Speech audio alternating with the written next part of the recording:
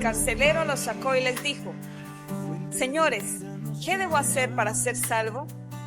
Ellos le dijeron: cree en el Señor Jesucristo y serás salvo tú y toda tu casa. Y le hablaron la palabra del Señor a él y a todos los que estaban en su casa. Este es el pastor Alan Rodríguez de la iglesia Fuente de Vida en Ciudad Colón, San José, Costa Rica. Esperamos que seas bendecido por esta palabra.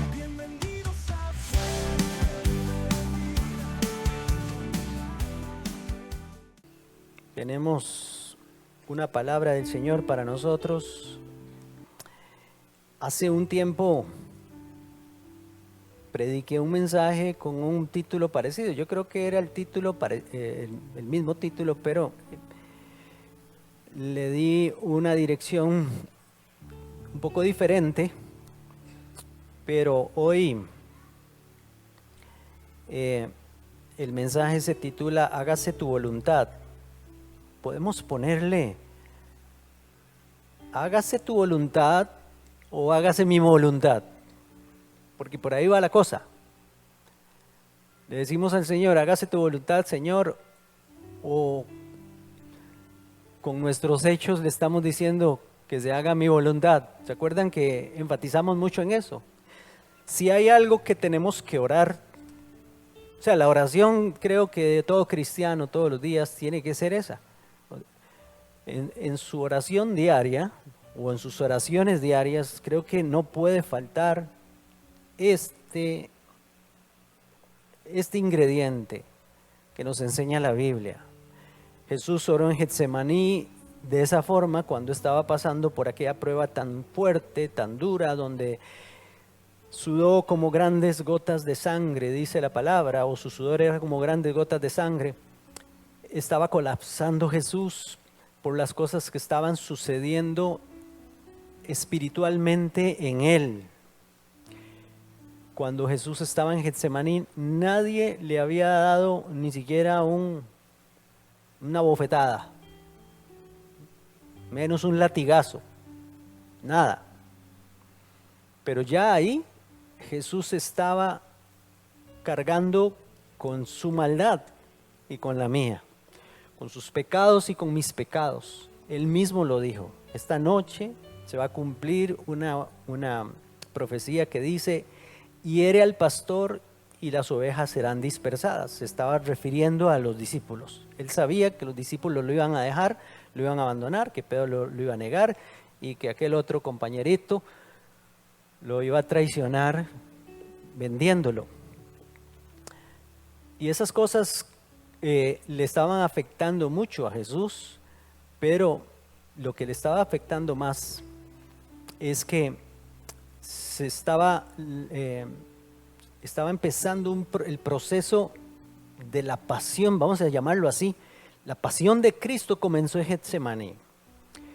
Si alguna vez usted oye a alguien decir que Jesús estaba en Getsemaní sufriendo porque tenía miedo de ir a la cruz, está bateando y le está mintiendo. Jesús nació para morir. Su muerte estaba anunciada desde antes de la fundación del mundo, decretada desde antes de la fundación del mundo. Todo estaba preparado para venir a morir. Él estaba, incluso yo diría que Dios incluso estaba hasta deseoso de pagar nuestra deuda en la cruz. Jamás se iba a negar ni le iba a tener miedo a la cruz. Ese fue su propósito. Dice Filipenses capítulo 2 que él, siendo en forma de Dios, no estimó el ser igual a Dios como cosa que aferrarse, sino que se despojó a sí mismo, haciéndose obediente hasta la muerte y muerte de cruz. Se humilló a sí mismo, dice, a sí mismo. Él decidió hacerlo, él emprendió aquella carrera y tenía que terminarla. Y entonces, mientras Jesús estaba ahí, empezó su tormento. Pero el tormento de Jesús es el que no vemos. Le ponemos la atención al tormento de Jesús cuando empezaron a latigarlo, y cuando empezaron a darle con varas, y cuando empezaron a blasfemar, y empezaron a escupirlo, etcétera. Para nosotros ese es el tormento de Jesús, pero el tormento de Jesús es haber sido destituido de la gloria de Dios, porque el pecador tiene que ser destituido de la gloria de Dios. Y piensen en Jesús, que estuvo con el Padre por la eternidad, desde siempre, porque Jesús y el Padre uno son, pero por nosotros y por nuestra salvación se hizo hombre, se encarnó, tuvo naturaleza, asumió una naturaleza humana para venir a ser un hombre como nosotros, para sufrir y pagar en nuestro lugar. Entonces, Jesús, al ser destituido de la gloria de Dios, por hacerse solidario con nosotros, empezó a llevar sobre él el castigo de un pecador, y empezaba por ser destituido de la gloria de Dios. Separado del Padre, lo vieron en la cruz. Padre, ¿por qué me has desamparado? Porque el infierno que le tocaba a usted y a mí, le tocó a él, lo llevó él en nuestro lugar. El amor que había existido, el amor, la unidad, digámoslo así, personal entre Padre, que es una persona, e Hijo, que es una persona, y el Espíritu Santo, esa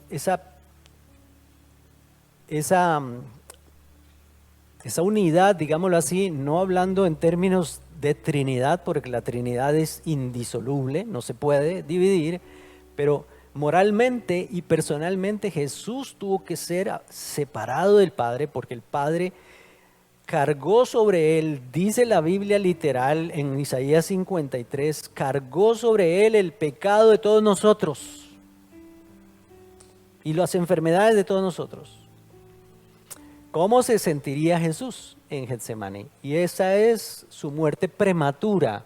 Está pasando una muerte. Él dijo: mi alma está muy triste hasta la muerte. O sea, yo me estoy muriendo. Lo que Jesús dijo en Getsemaní, me estoy muriendo aquí. Está angustiado, está siendo abatido por la condición de lo que está sucediéndole a él, y tiene que pedirle al Padre: Padre, si es posible, pase de mí esta copa. ¿Cuál copa? Esto que me está pasando, me estoy muriendo. Pero no se haga mi voluntad, sino la tuya. Y dice Hebreos capítulo 5, versículo 7, que ofreció ruegos y súplicas al que lo podía librar de la muerte, y fue oído a causa de su temor reverente. Cuando ofreció sus ruegos y sus súplicas en Getsemaní para no morir ahí, el Padre lo oyó y lo levantó, le mandó un ángel para que lo fortaleciera. Y Jesús siguió con la carrera que le faltaba, una madrugada, y al día siguiente hasta las 9 de la mañana. Entonces, en medio de todo eso viene la expresión esta de: Padre, si quieres, pasa de mí esta copa, pero no se haga mi voluntad, sino la tuya. Si nos ponemos a pensar, y lo dice Hebreos capítulo 5, versículo 7, fue oído. El Padre oyó la voluntad del Hijo, y entonces se hizo la voluntad del Hijo. Se hizo la voluntad del Hijo, no morir ahí. Pero lo que quiero que vean es esa actitud de sumisión que nos enseña Jesús. No se haga mi voluntad. Y esa debe ser la actitud de nosotros cada vez que nos acercamos a Dios. Señor, yo no quiero que se haga mi voluntad. Señor, enséñame, dice el Salmo, un salmo, creo que Salmo 42, no me acuerdo ahora cuál es. Enséñame a hacer tu voluntad, Señor. Enséñame cuál es tu voluntad. Y de eso se trata esto, de saber cuál es la voluntad de Dios. Pero sabemos que su voluntad es buena. Hágase tu voluntad, Señor. Yo no quiero que se haga mi voluntad hoy, todos los días, doblar rodillas y decirle, yo se lo digo de dos maneras: Señor, que se haga tu voluntad y no la mía. Que no se haga mi voluntad, sino la tuya. Todos los días. No puede faltar eso en mis oraciones, en mi boca. Y creo que usted debería de hacer lo mismo. Someternos, entregarnos a Él. Eso nos enseña Jesús, y lo enseñó también cuando le estaba diciendo a sus discípulos cómo orar. Les estaba explicando, les estaba dando un modelo para que ellos entendieran cómo se ora. Y entonces le dijo: lo primero que tienen que hacer es dirigirse a Dios como su Padre. Ya no le digan Dios, porque Dios está muy distante. Díganle Padre. O sea, ustedes cuando nacen de nuevo por el arrepentimiento, en el nuevo nacimiento, ahora somos hijos de Dios, dice el apóstol Juan, dice que a todos los que lo recibieron, a quienes creyeron en su nombre, les dio derecho de ser hechos hijos de Dios, y estos no nacieron por voluntad de hombre, voluntad de varón, ni por voluntad de carne, sino de Dios. Cuando nacemos de Dios, ya podemos dirigirnos a Dios como Padre.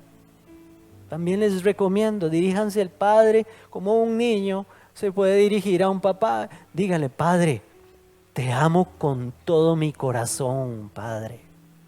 Porque tienen que saber y entender que el Padre los ama a ustedes y me ama a mí con todo, con todo. De tal manera amó Dios al mundo que dio a su Hijo unigénito para que todo aquel que en él cree no se pierda, mas tenga vida eterna.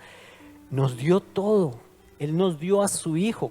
No nos va a dar con Él todas las cosas. Y lo hizo por amor, porque nos ama. Entonces, no se puede discutir el amor de Dios hacia la humanidad. Eso no se discute. Usted nunca dude del amor de Dios hacia usted. Aunque usted le haya fallado a Dios y haya pecado, sea jalado una torta grande o pequeña, no dude de que Dios, de que eso no va a quitar el amor de Dios hacia usted. Dios no le va a amar menos porque usted le falló. Es Padre y sigue amando y sigue esperando que usted se arrime, que se acerque y pida perdón a Él. Él va a estar con los brazos abiertos para recibirnos. Entonces cuando Jesús les dice a sus discípulos, dice, acérquense al Padre y le dicen, Padre nuestro. Por supuesto, Jesús estaba hablando en plural para que le entendieran, pero háblelo personal, Padre mío, papá lindo, papá amoroso, papi, Abba, Padre, eso significa Abba, es una expresión en griego de comunión íntima con Dios. Los hijos de Dios se acercan a Dios así, dice el apóstol Pablo en Romanos 8. Hemos sido adoptados por el Espíritu de Dios, y por eso nos acercamos a Dios y le decimos, Abba Padre. Entonces cuando Jesús les está enseñando eso, es cuando les dice, y cuando estén orando, que le digan, Padre nuestro que estás en los cielos, santificado sea tu nombre, venga tu reino, que no vamos a entrar en esos detalles. Dice también, hágase tu voluntad, así como se hace en el cielo, que se haga también en la tierra. Vean que para Jesús era prioridad en que entendiéramos que Dios quiere que la voluntad de Él se lleve a cabo aquí en la tierra, como se lleva a cabo en el cielo. Porque cuando la voluntad de Dios no se hizo en el cielo, en algún momento, hablemos de Lucifer, hablemos de Satanás, fueron expulsados él y sus demonios por no hacer la voluntad de Dios. Porque si yo no quiero hacer la voluntad de Dios, estoy haciendo o mi propia voluntad o estoy haciendo la voluntad de otro.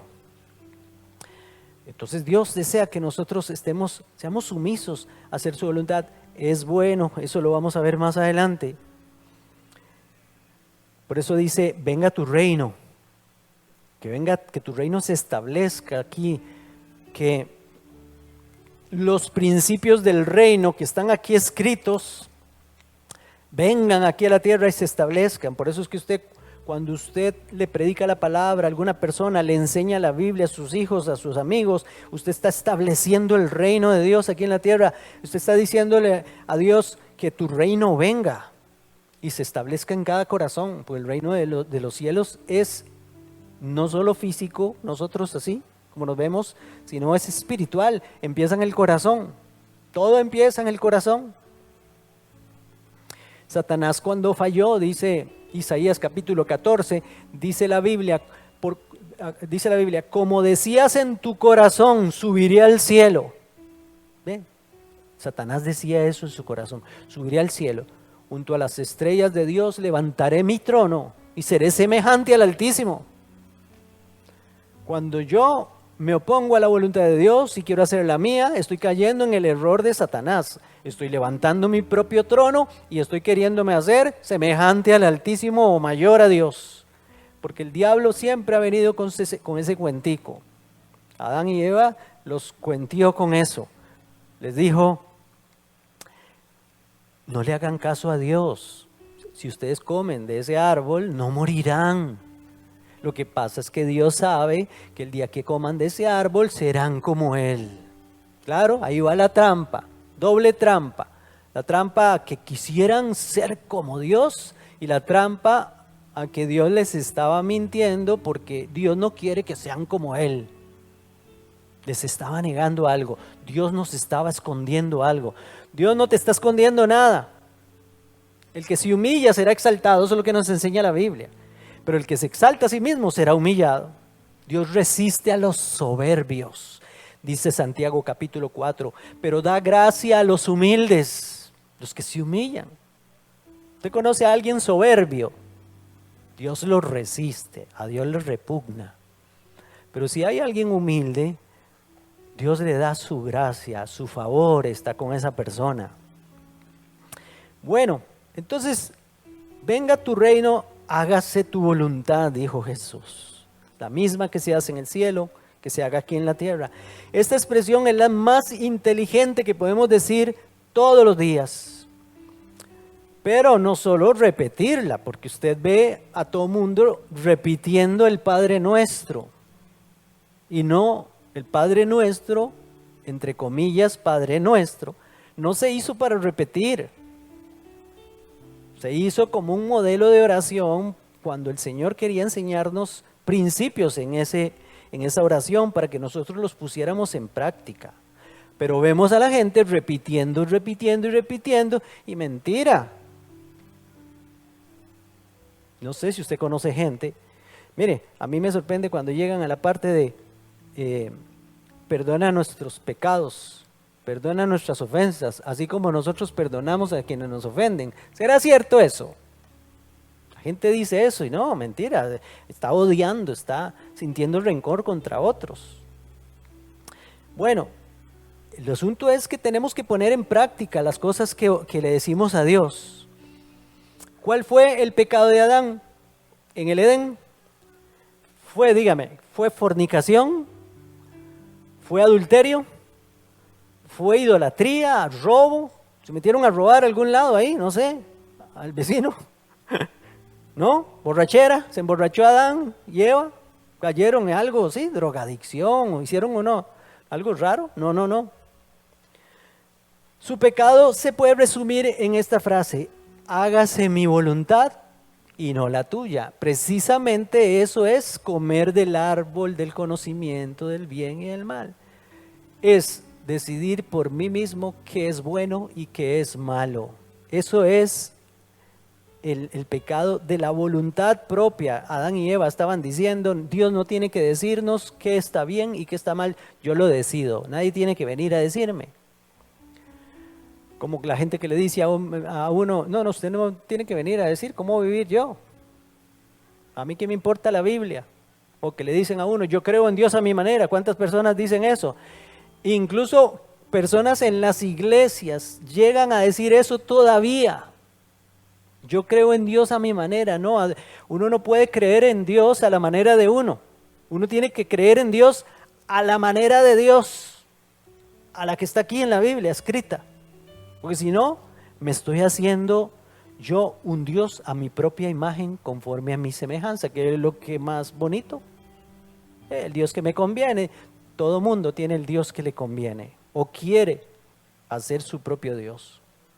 Entonces, esto se llama voluntad propia, lo que pasó con Adán y Eva, versus la voluntad de Dios. Lo podemos denominar también autonomía. En algún momento prediqué de esto, también prediqué un mensaje que se llamaba el Día de la Independencia. Fue ese día.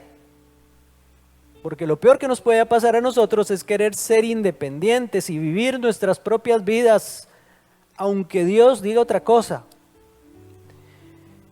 No podemos vivir independientemente. Dios nos aconseja que vivamos siempre dependientes de Él. Es lo mejor que puede pasarnos.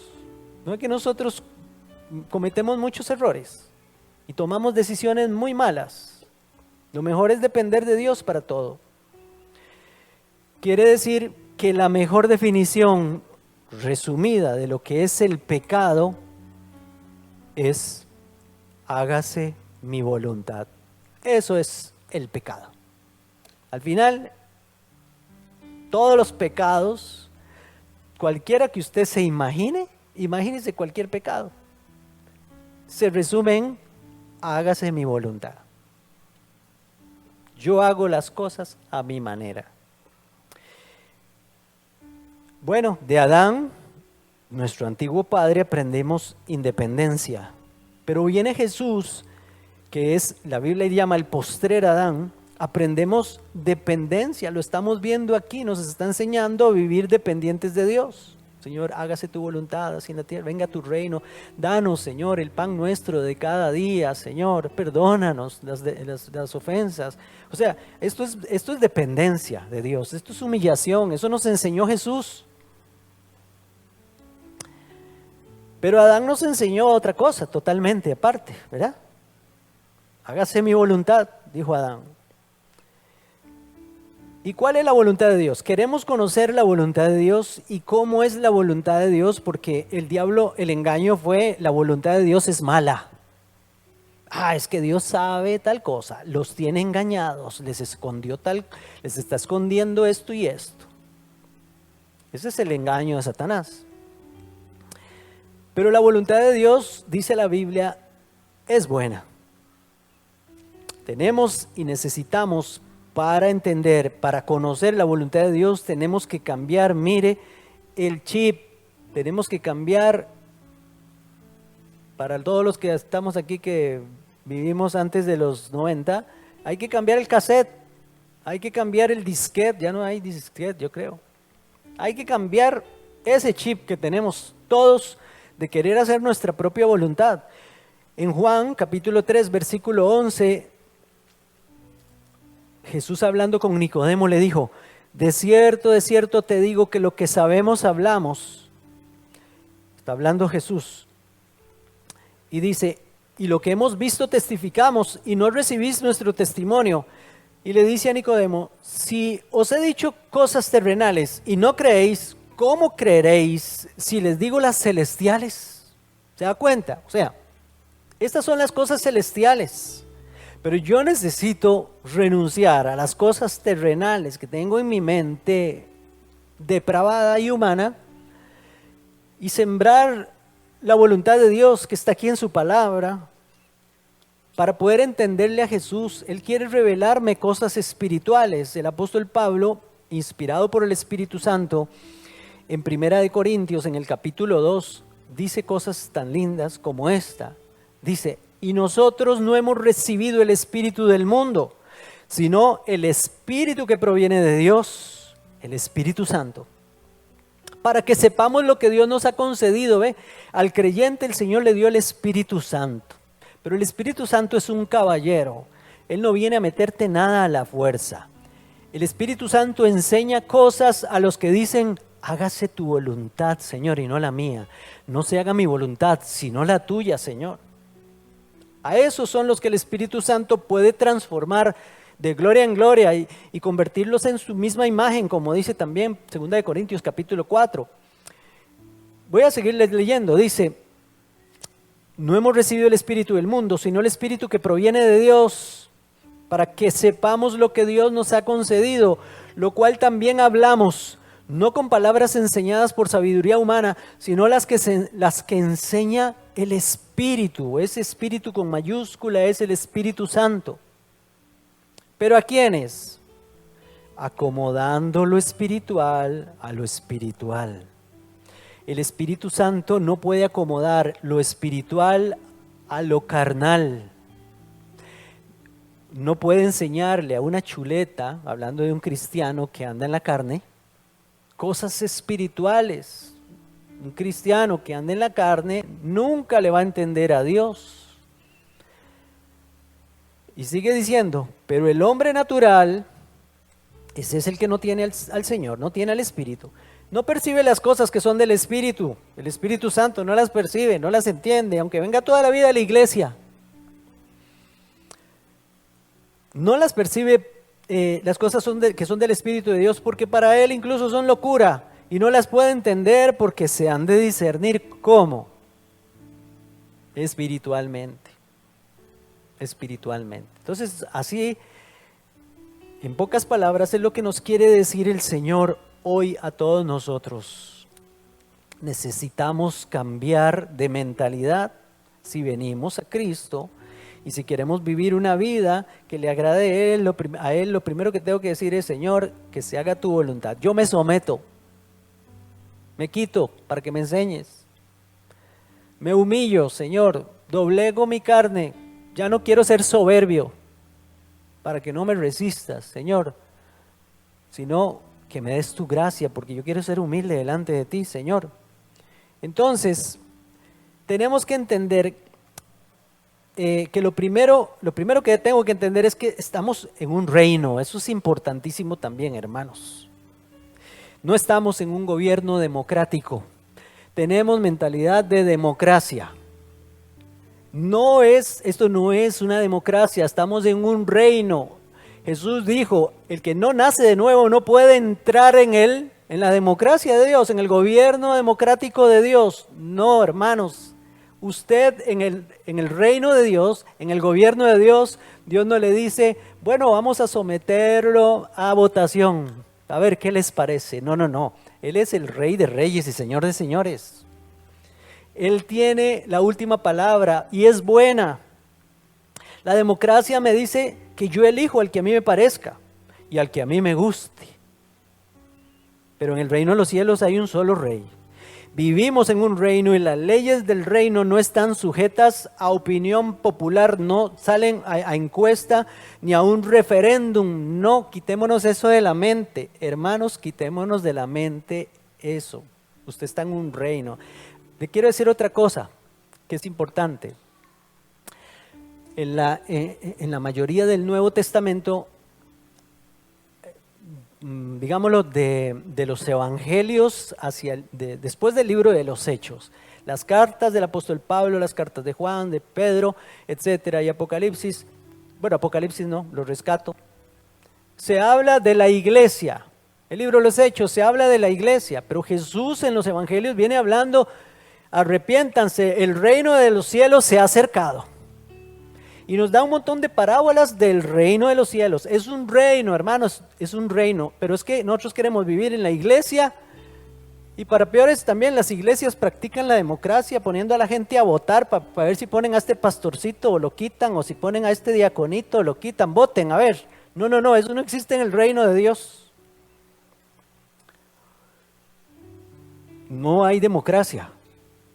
Pero ¿por qué yo me someto entonces al reino de los cielos? Porque tengo un rey que me demostró que Él quiere lo mejor para mi vida, de la mejor forma que puede existir, muriendo, pagando por mi rescate del pecado y de la esclavitud. Pagó por mí con su propia vida, con su propia sangre. Eso hizo el rey de nuestro reino.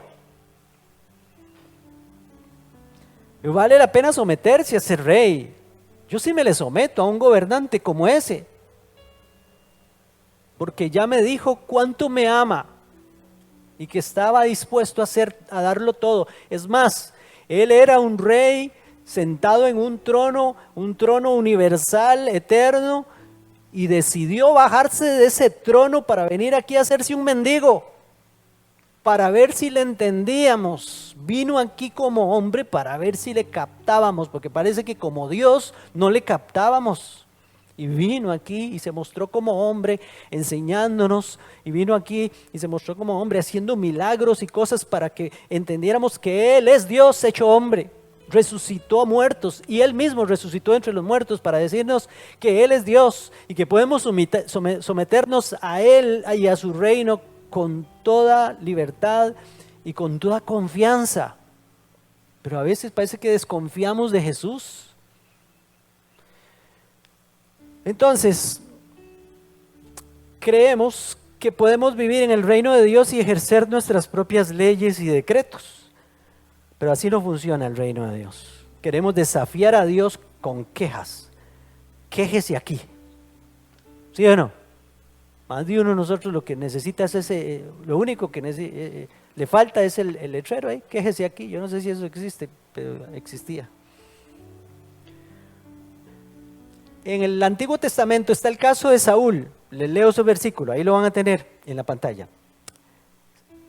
Dios le mandó un recado a Saúl, el primer rey de Israel, y le dijo que tenía que hacer algo específico. Y Saúl no quiso. Y entonces Samuel le dijo: ¿se complace Jehová tanto en los holocaustos y víctimas? Porque no le hizo caso a Dios, pero sí quería ofrecer al Señor en un altar, ofrecerle a Dios holocaustos y sacrificios, animales ahí sacrificados, quemados. Se había negado a hacer la voluntad de Dios, pero quería, como dicen, el que peca y reza empata. Como si Dios no conociera el corazón de la gente. Entonces le dice: ¿se complace Jehová tanto en los holocaustos y víctimas como en que se obedezca a las palabras de Jehová? Ciertamente el obedecer es mejor que los sacrificios, y el prestar atención que la grosura de los carneros. Porque como pecado de adivinación es la rebelión. Es que la persona que no dice: Señor, hágase tu voluntad, está diciendo: Señor, que se haga mi voluntad. Eso es rebelión. Eso es rebelarse contra Dios. Entonces, como pecado de adivinación es la rebelión. La adivinación es mala en la Biblia. Sí es mala. Cualquiera de ustedes podría decir que sí es mala. Pero si yo les pregunto, le dicen al Señor: Señor, hágase tu voluntad. ¿Quién sabe, verdad? Si todos le veremos a la altura de la adivinación cuando yo me niego a hacer la voluntad de Dios. Y como ídolos idolatría es la obstinación. Por cuanto tú desechaste la palabra de Jehová, Él también te ha desechado para que no seas rey. Mire, nada más quiero que vean ese desechar. ¿Qué fue lo que hizo Adán en el Edén? Desechó la palabra de Dios.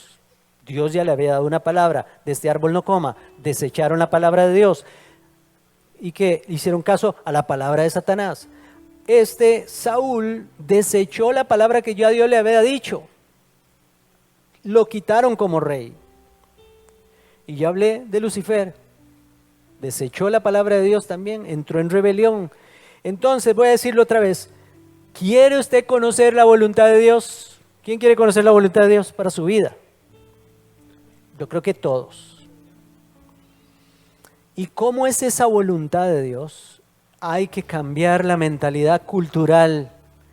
El entorno nos ha coaccionado.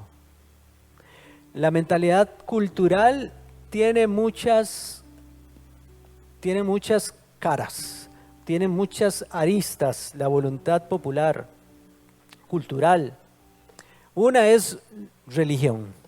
La religión, cualquiera que sea, te enseña a rebelarte contra Dios, aunque no lo proclamen así. Pero cualquier religión lo que enseña es: haga esto y va a ir al cielo. Ya está. Con solo eso negamos totalmente la voluntad de Dios. Porque la voluntad de Dios es que entendamos que no se puede hacer nada para ir al cielo. Lo que se podía hacer para ir al cielo lo vino a hacer Jesús. Y cuando yo creo en el sacrificio de Cristo, renuncio a todas mis obras religiosas o lo que sea, porque entiendo que solo a través del sacrificio de Cristo puedo llegar a Dios. Romanos 12:2, ya casi vamos terminando. Dice: no os conforméis a este siglo, sino transformaos por medio de la renovación de vuestro entendimiento, para que comprobéis cuál sea la buena voluntad de Dios, agradable y perfecta. Yo necesito comprobar esa voluntad de Dios y entender que es agradable y perfecta. ¿Cuántos quieren eso? Conocer la voluntad de Dios y darse cuenta de que es agradable y perfecta. Solo hay una forma, y es la que dice el versículo. Y lo dividimos aquí en 3 requisitos. ¿Qué nos enseña este pasaje? Lo primero es: sálganse del molde de este mundo. Dice: no os conforméis a este mundo, decía el versículo. No se hagan al molde de este mundo. Quiebren el molde que traen desde pequeños y hagámonos según lo que Dios dice en su palabra. Sálganse del molde del mundo. No podemos seguir haciendo lo que hace el mundo y lo que hacíamos antes de conocer a Cristo y pretender conocer la voluntad de Dios, que es agradable y perfecta. No se puede. Dios no puede revelarle eso a alguien que se quiere seguir haciendo amigo del mundo, haciendo las cosas que hacen los mundanos, hablando como hablan los mundanos, participando de las cosas que participan los mundanos, etcétera. Este mensaje está como de hace 30 años atrás, una cosa así, 40 años, porque eso es lo que oía uno antes. Ahora no, ahora son otros mensajes motivacionales. Empoderamiento. Esto sí es empoderamiento. Cuando usted se sale del molde del mundo, cuando usted transforma, dice el versículo, si no, transformaos. Dios quiere conversión.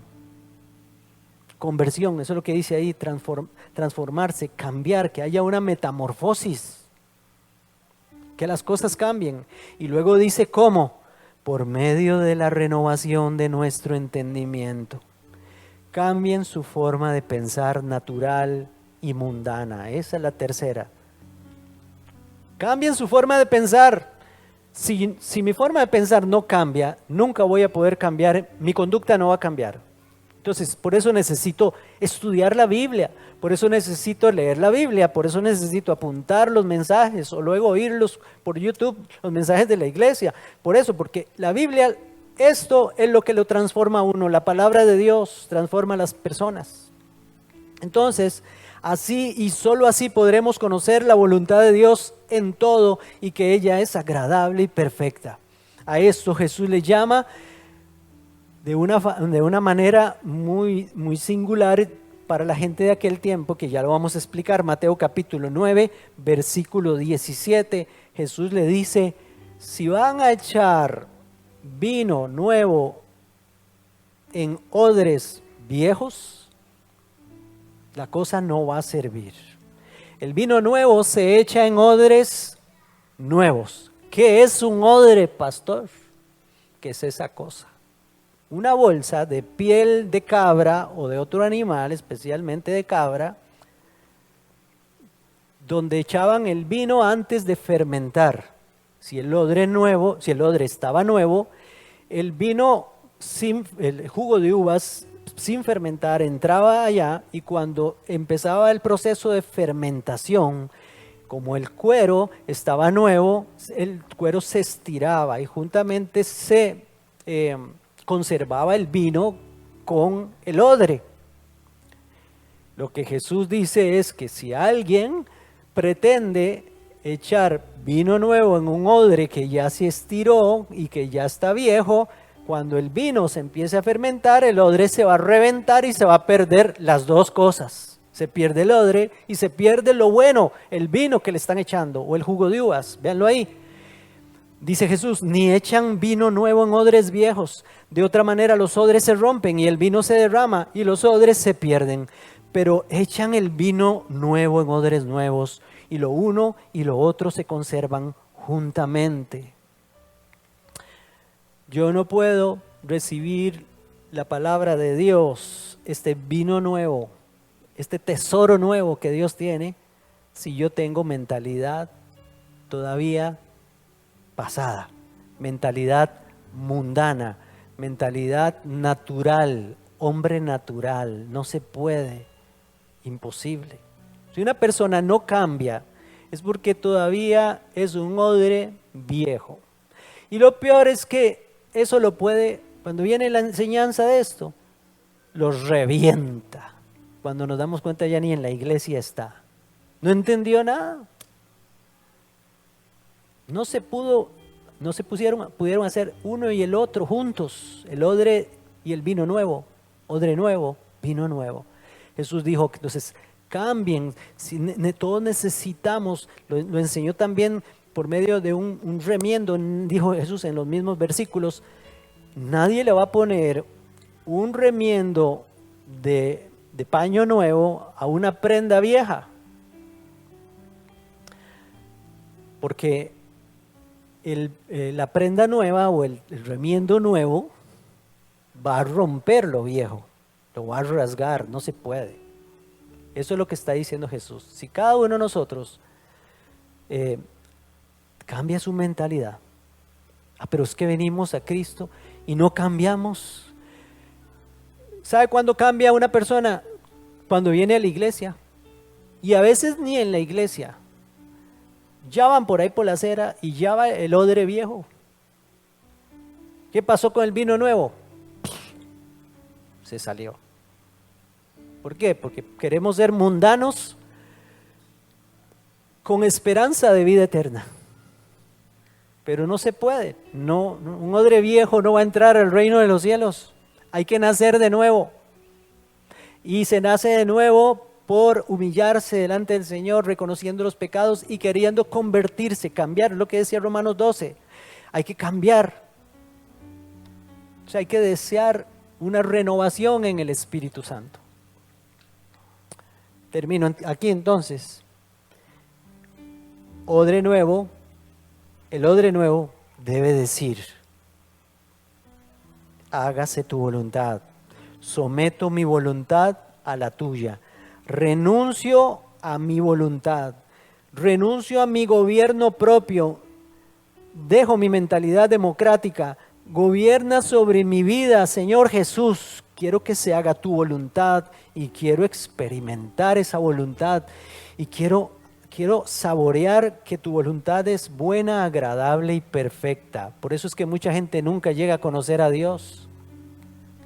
Con mentalidad mundana, con odre viejo, no se puede conocer a Dios ni su voluntad nueva. Por eso tiene que haber un deseo de conversión, a ser agradable a Él. Por eso empezamos diciendo que Jesús es el que nos enseña a decir: hágase tu voluntad. Hágase tu voluntad. Si Jesús mismo le dijo eso al Padre, ¿cuánto más nosotros? ¿Sí? ¿Sí o no? Porque el problema grande de todo esto que hemos visto hoy es que queremos vivir una vida bendecida por Dios siguiendo mi voluntad. Es incompatible, no se puede. Como les dije, verso 8, es querer que Dios bendiga mi casa, pero yo la estoy construyendo sobre la arena. Señor, bendice mi vida, bendice mi casa, y viene a la iglesia y todo, pero su vida está en arenas movedizas, porque no quiere someterse a la palabra de Dios y hacer su voluntad.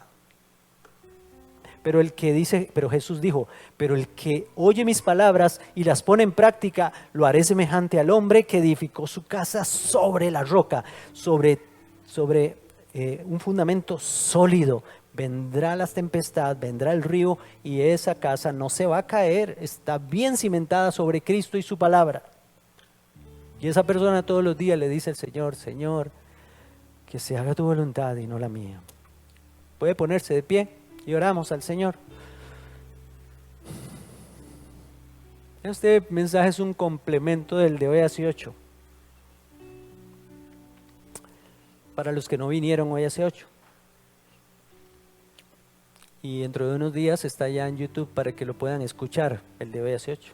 Y es capaz que el de hoy en 8, si Dios lo permite, también tiene que ver con esto. Vamos a ver qué pone el Señor. Pero usted le puede decir así al Señor: Señor, hágase tu voluntad y no la mía. ¿Cuántos se lo pueden decir?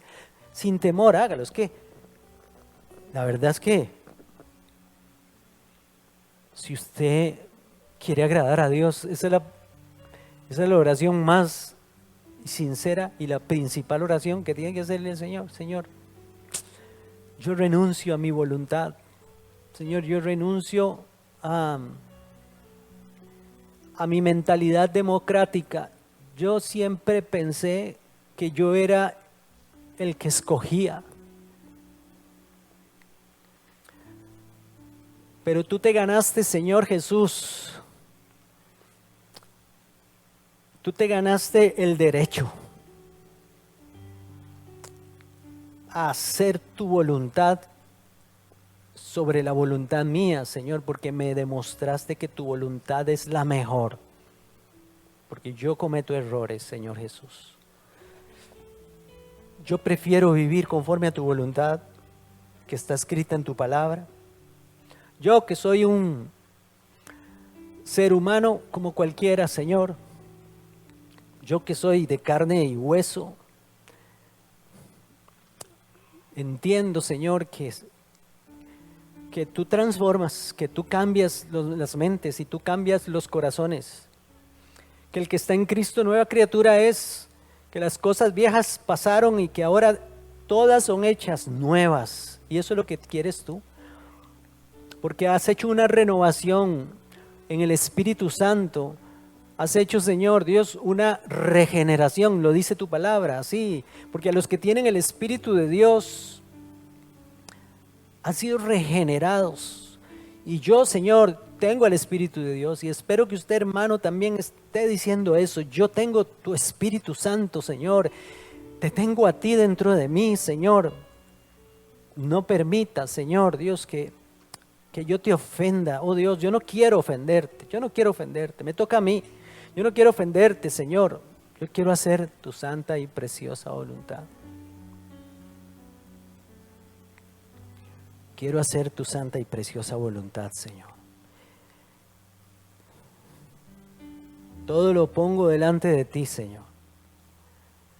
Tu sacrificio literalmente, tu sacrificio me atrajo con cuerdas de amor, Señor.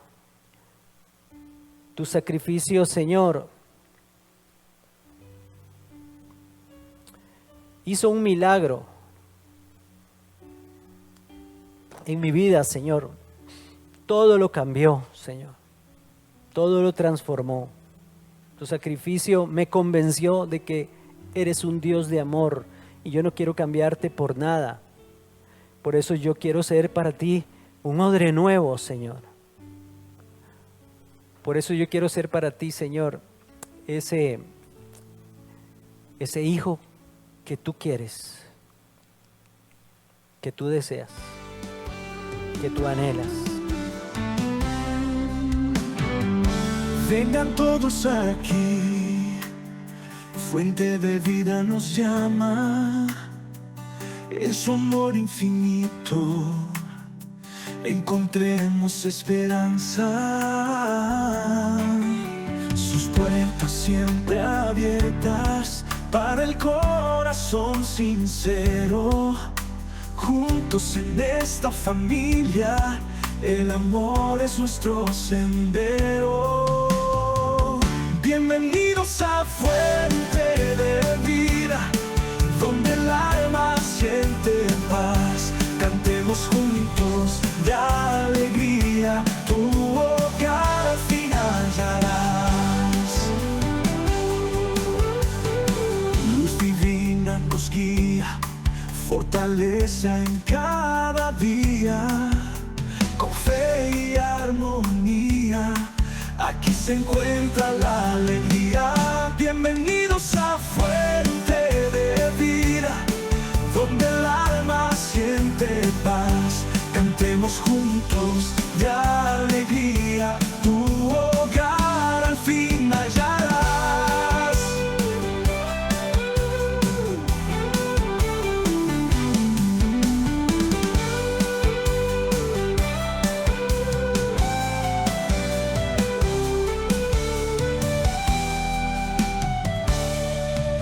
Bienvenidos a Fuente de Vida,